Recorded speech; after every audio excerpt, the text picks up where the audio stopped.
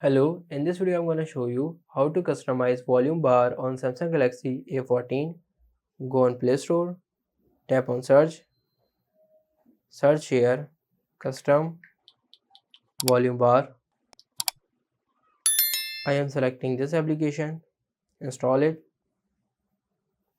simply open it, tap on cross, tap on next, again next, tap on start accessibility and give the permission,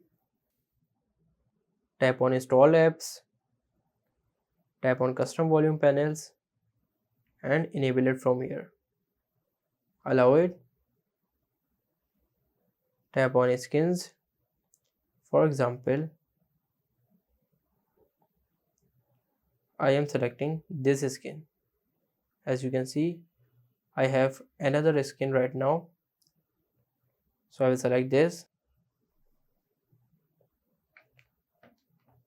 As you can see, my skin is updated. This is how you can customize volume bar on Samsung Galaxy A14. If this video helps you, please like this video and subscribe the channel.